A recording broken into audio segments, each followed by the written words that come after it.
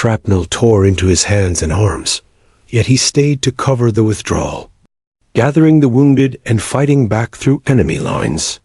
He later said he never thought of it as risking his life, only doing the job he had been sent and had volunteered to do. May 24, 1969, Quang Tri Province in South Vietnam.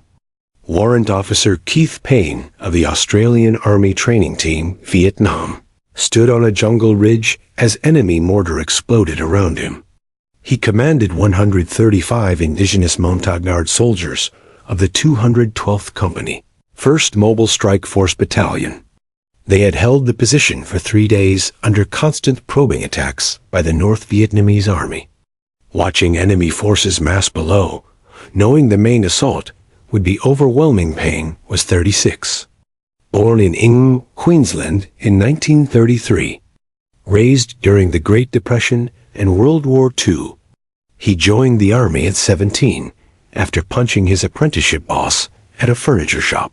Fought in Korea at 18, was wounded and evacuated at 19. Later served in Malaya, hunting communist insurgents. Trained indigenous troops in Papua New Guinea. 17 years of experience taught him to read battlefields and sense danger. And everything told him this attack would be worse than anything his company had faced. At 1847 hours, the assault began with intense, coordinated mortar fire sweeping the ridge. Professional regimental-level bombardment. Not local guerrillas, but regular North Vietnamese soldiers attacking from 3 directions. The defensive perimeter quickly collapsed. Brave, but inexperienced Montagnard troops began to break under the pressure. Other units withdrew, leaving Payne and his company isolated as soldiers fell and darkness closed in.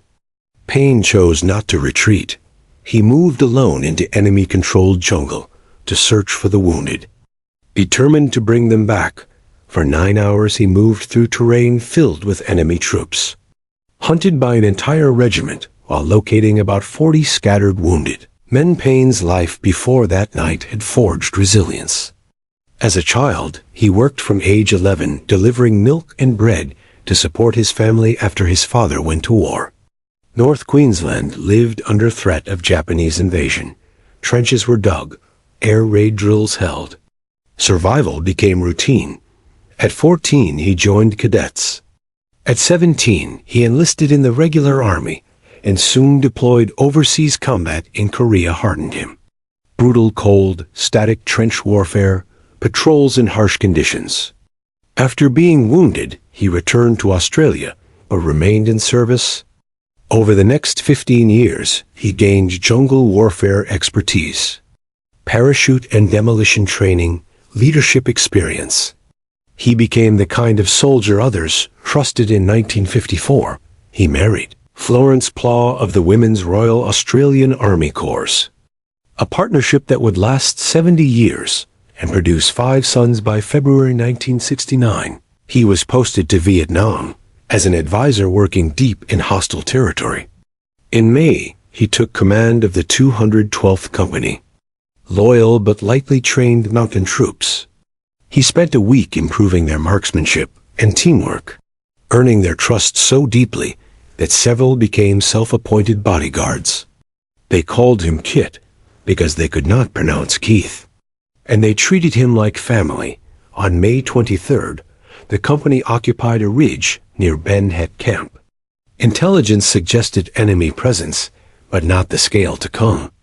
At 1830 hours, on May 24th, roughly 2,000, North Vietnamese soldiers attacked the 135 defenders. Grenades, rifles, and machine guns could not stop the assault. Payne was hit early by shrapnel that lodged in his skull. Arms and hands, blood filled his eyes, one hand nearly useless. He kept fighting when withdrawal became unavoidable. He organized a covered retreat. Placing himself at the rear, about 50 men escaped downhill. Then he turned back toward the enemy to search for those who could not move. He encountered enemy soldiers at close range, killed them, and pushed deeper into territory now swarming with hostile troops. searching for his wounded men. What followed defies simple description. He found soldiers hiding in terror, unconscious, bleeding, trapped, unable to walk. One by one he reassured them. Improvised drag harnesses, carried or pulled them through dense jungle, whispering to keep them quiet, giving water, dressing wounds, promising they were going home. At times enemy patrols passed within meters, flashlights sweeping the darkness. 3 times he hid silently as soldiers moved past. Once a beam caught him and a wounded man. Both froze until it moved on. The enemy assumed a rescue force was operating. Not a single wounded officer acting alone using jungle skills learned over years in Southeast Asia. He navigated terrain, avoided detection, guided men toward a rally point. By midnight, he had gathered about 27 wounded who could move with help. He organized them into a column, the least injured supporting the worst cases on improvised stretchers. He remained at the rear to ensure no one fell behind. At about 0320 hours, they encountered a North Vietnamese listening post. Payne charged with his rifle, killing 2 soldiers and scattering the rest. But the gunfire alerted nearby units. Pursuit began. Enemy forces far outnumbered them. Closing in as dawn approached for 3 hours, he led the column through darkness while being chased. Finally, around 0520 hours, he reached an American fire base 2 kilometers from the original battlefield. Stunned troops watched a blood-soaked Australian lead dozens of wounded out of enemy territory. Asked how he had done it, Payne replied he was simply doing the job he had volunteered for, then collapsed from exhaustion and blood loss. Medics discovered multiple wounds, severe dehydration, and shock. He had kept moving on sheer determination. His actions saved around 40 men who would otherwise have died or been captured. The Queen Elizabeth II later presented him the Victoria Cross aboard the royal yacht Britannia in Brisbane. In 1970, the United States also awarded him the Silver Star, and South Vietnam awarded its Gallantry Cross. Returning home did not end the ordeal. Post-traumatic stress was poorly understood. He suffered ulcers and psychological wounds, struggled to adjust. Later served as an instructor at Royal Military College Duntroon and with the 42nd Battalion Royal Queensland Regiment. Deployed to Oman with British forces and retired in 1975 after 27 years of service. Civilian life proved difficult.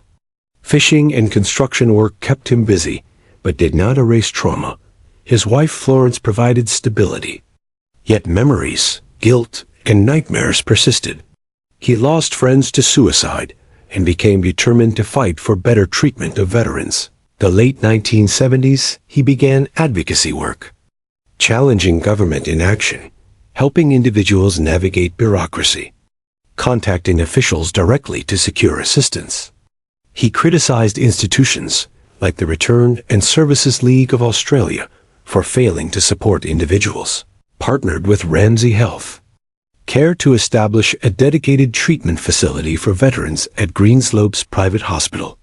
The Keith Payne Unit aimed at helping those suffering severe post-traumatic stress, including suicidal patients. He advocated expanding support to first responders as well, even in his 90s. With failing eyesight and hearing, he continued speaking out, insisting invisible wounds deserved the same attention as physical injuries. He wanted real programs to help veterans return to productive lives. Payne's legacy extends far beyond a single battle. It includes decades of advocacy, families saved, veterans supported, and a model of leadership defined by loyalty and responsibility. He consistently redirected praise toward the soldiers he served with, insisting pride belonged to them.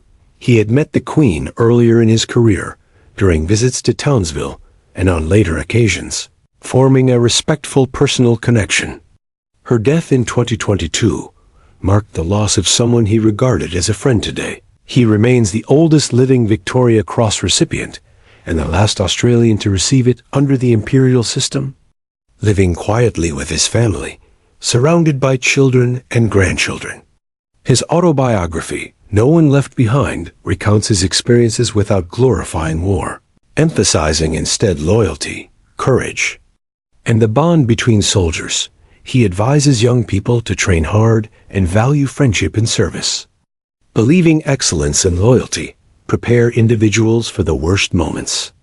On that night, in 1969, his training gave him skill. His bond with his troops gave him the will to return, and his commitment carried him through 9 hours of pain and danger. He insists he was not fearless, only focused, managing fear through planning and action.